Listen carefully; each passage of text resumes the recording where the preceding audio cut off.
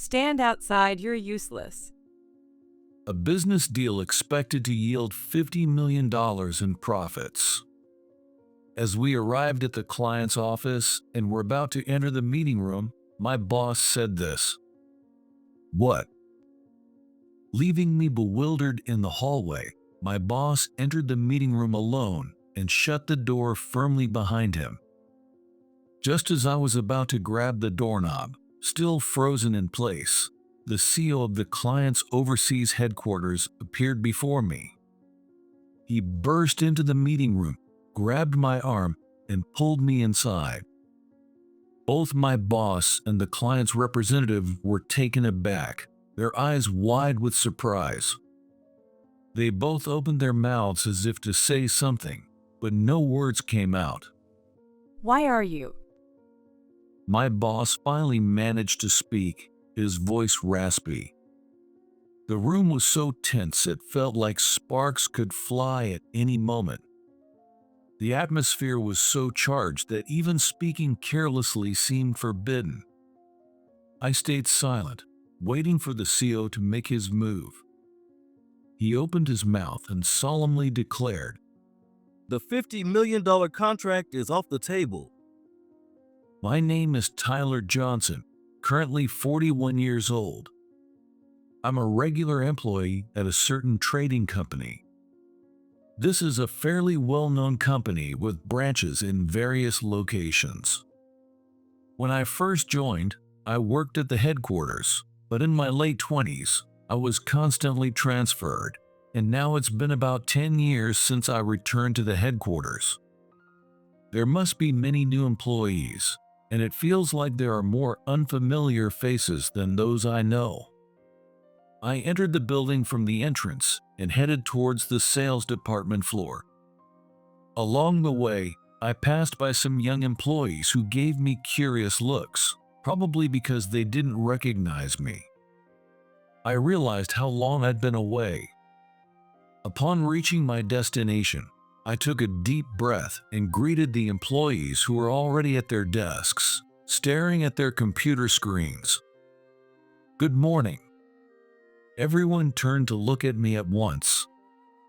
I didn't recognize any familiar faces, and the puzzled looks spread a sense of loneliness within me. "No," I shook my head slightly. I did it discreetly enough so the other employees wouldn't think I was strange. I mustn't be timid from the start. I didn't do anything wrong. I just greeted them as a new member of the same department. Besides, they're staring at me now because I'm a new face. As time goes by, I'll surely get used to it. With that thought, I lifted my head, which had been slightly lowered. Are you Tyler, the one returning to the headquarters today? A clear voice rang out. I saw an employee walking towards me from the back of the floor, her heels clicking on the floor. She was a young woman with long blonde hair tied up, sharp eyebrows, and a confident expression. I'm Kathy Brown, the department manager. Nice to meet you. I greeted back. "Nice to meet you too." I heard a snicker and nervously looked up. Kathy was covering her mouth with her hand, her cold eyes fixed on me. There was a clear sense of disdain in her eyes. What was going on? Is something wrong?" I asked, tilting my head. She smirked and spoke.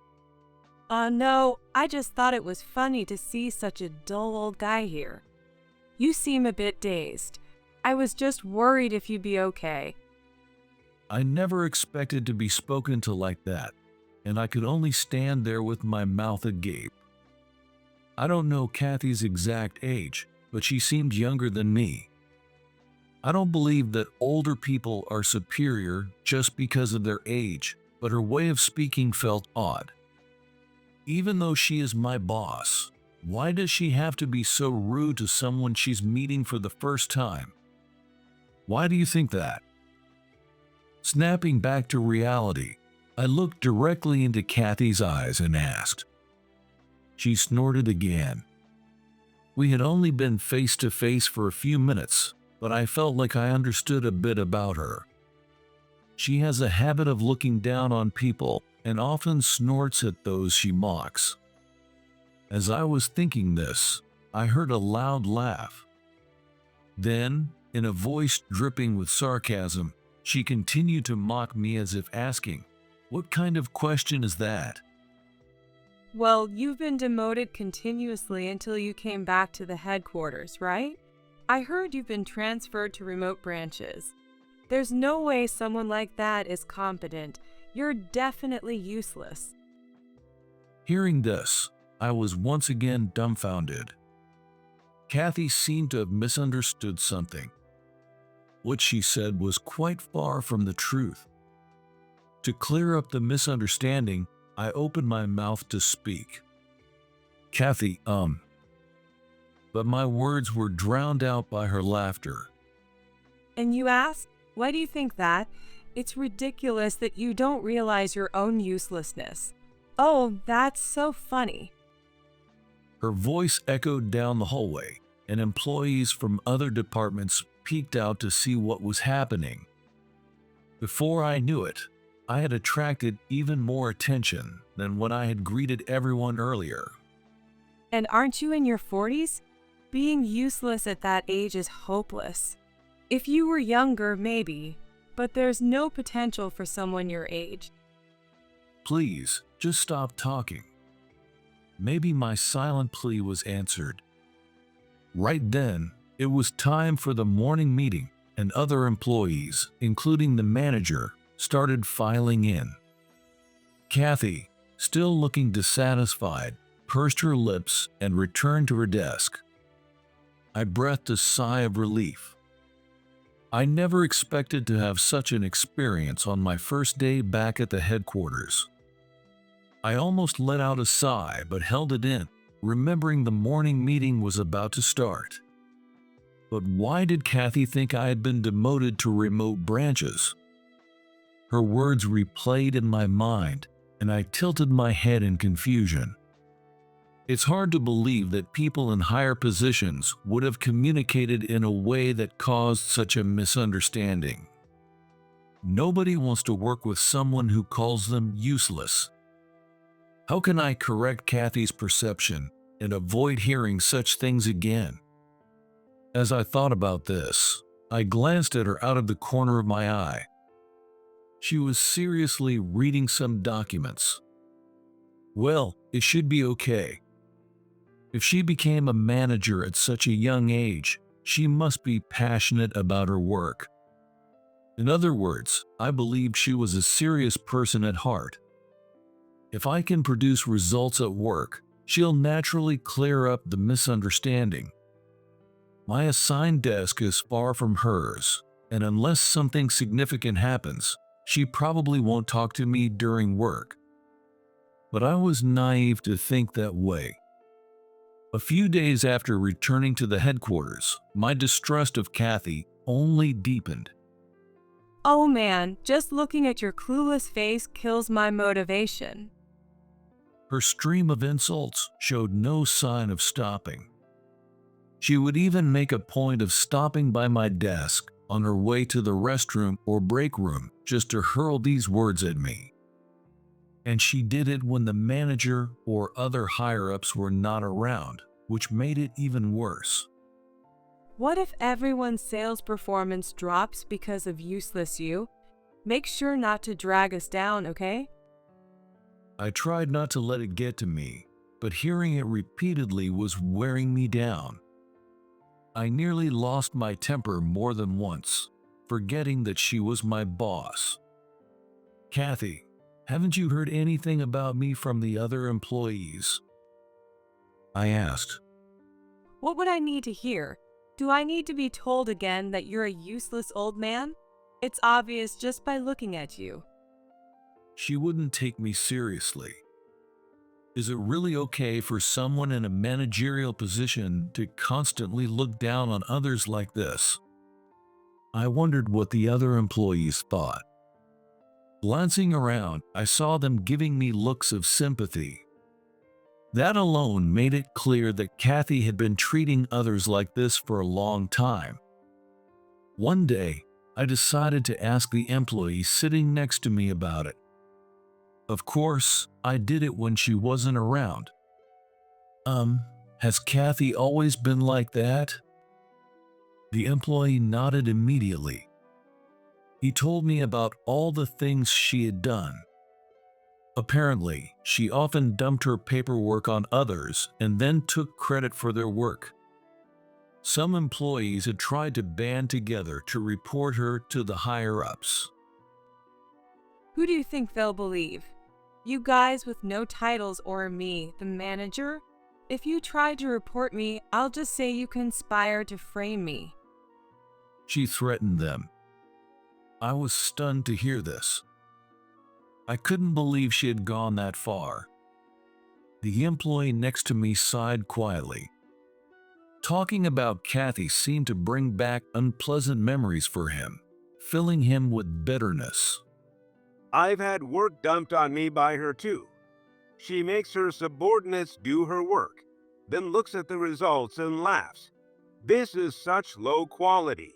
If it's so bad, why doesn't she just do it herself?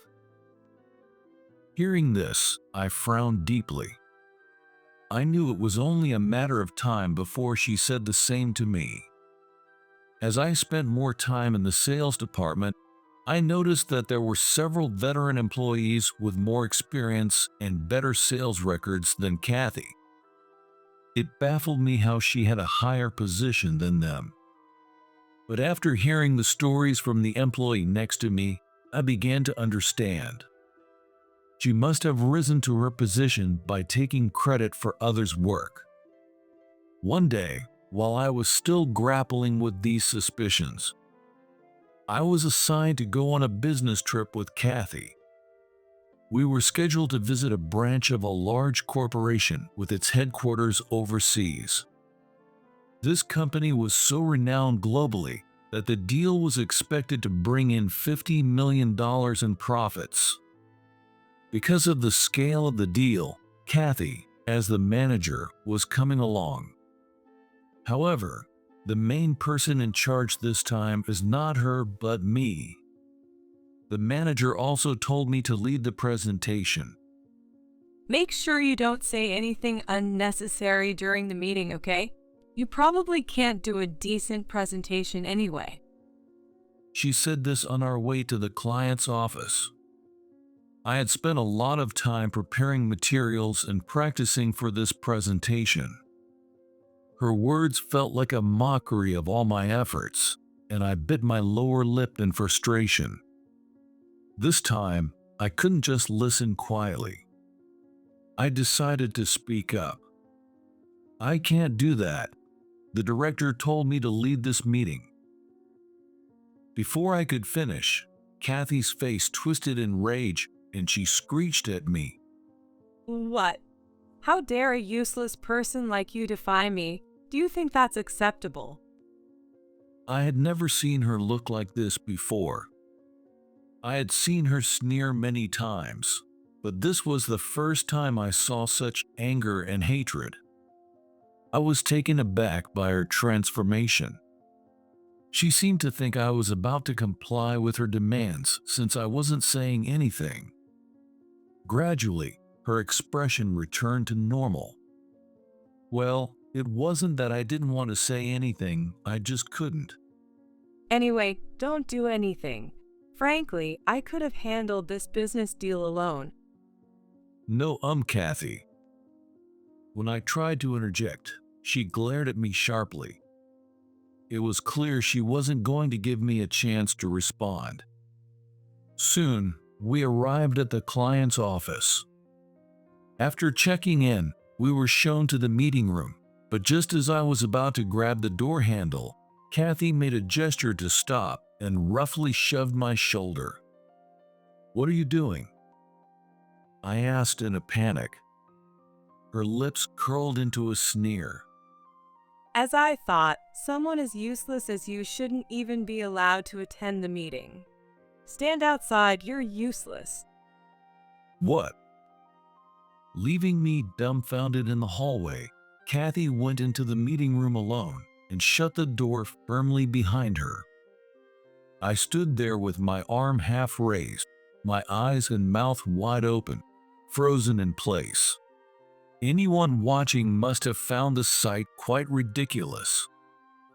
How did it come to this? Why am I being treated this way? Questions swirled in my mind, but I couldn't move. It felt like I was bound by invisible chains. Then I heard a familiar voice. Tyler, what are you doing here? I turned quickly towards the voice. There stood my acquaintance, a German man named Lucas. He looked at me quizzically, tilting his head. When he appeared, I felt the tension drain from me, and my tightly pressed lips relaxed. Even my posture, which I kept straight during work, slumped. Actually, my boss, who came with me for the business meeting, told me to wait outside.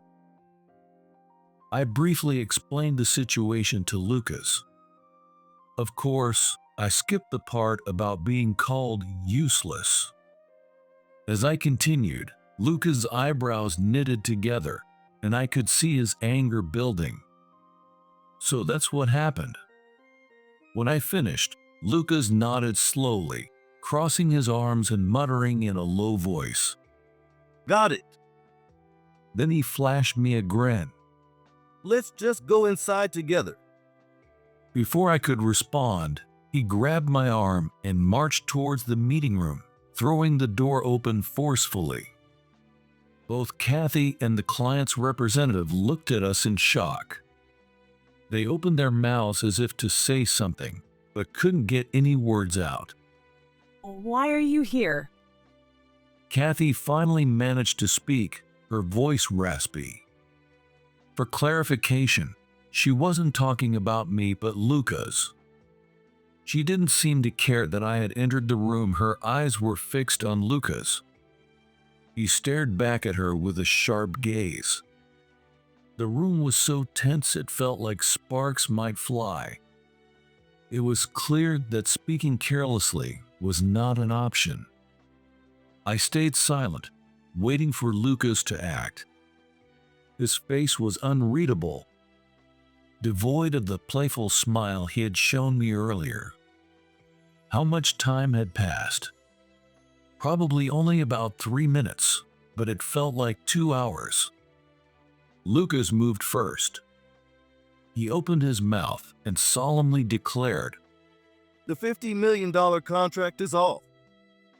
Lucas actually works for the overseas headquarters of the company we were negotiating with.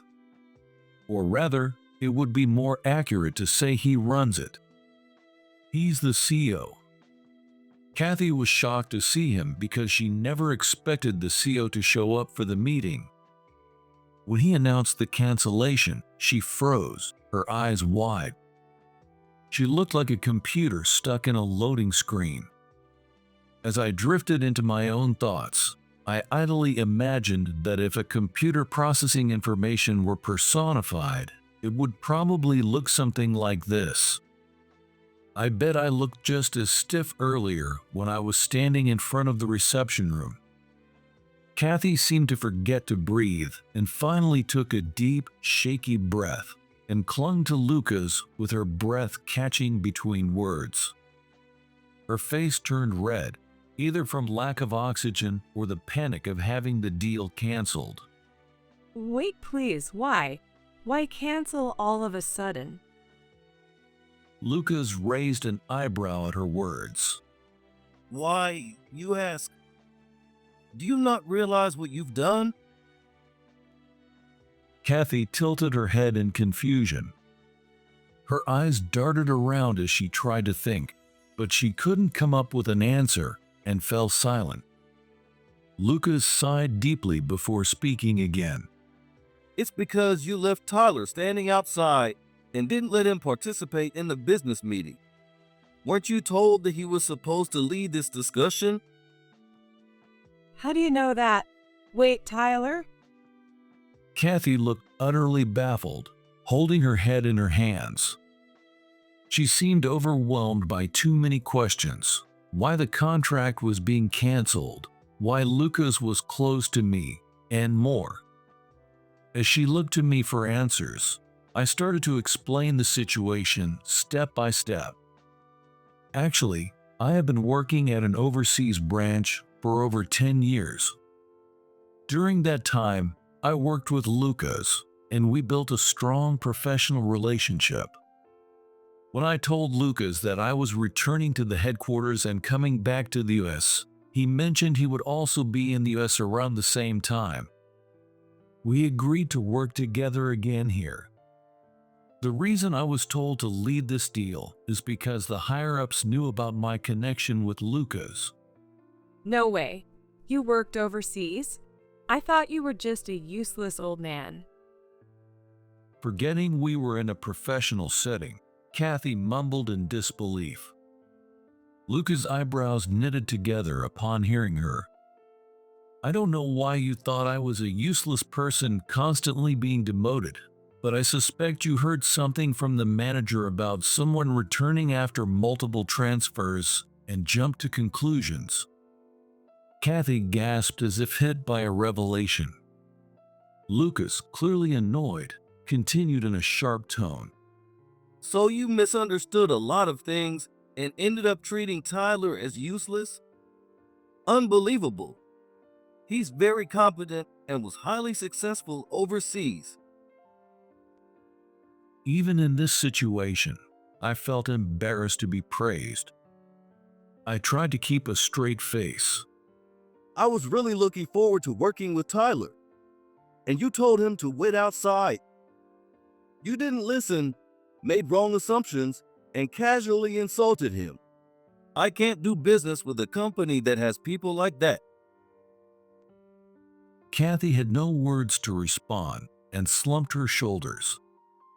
I glanced from her to Lucas, who gave me a playful wink. If you reassign Tyler as the lead on this deal, I'll reconsider canceling the contract. Lucas shrugged theatrically and looked between me and Kathy. I was ready to give the presentation at any moment. It was up to Kathy to decide. Even someone as self-centered as her could understand which would be more damaging to the company, losing $50 million in profit, or taking the lead away from me. She strained her voice, her face filled with anguish. Understood. I'll let Tyler take charge. Lucas, satisfied, waved her off with a flourish. Great. Now that we're about to start an important business meeting, could you wait outside? The phrasing was different, but it was essentially the same thing Kathy had told me not long ago. She clearly didn't expect to hear it directed at herself and looked visibly shaken. Shocked, she clutched her chest and shuffled out. All right, let's get started, Tyler. Lucas' cheerful voice made me smile, and I began the presentation with the materials I had painstakingly prepared. What happened during this business meeting quickly spread throughout our company after Lucas reported Kathy's behavior to our CEO, demanding appropriate action. Apparently, Lucas hadn't intended to make it such a big deal out of it. Kathy was incredibly rude to Tyler. What was she thinking?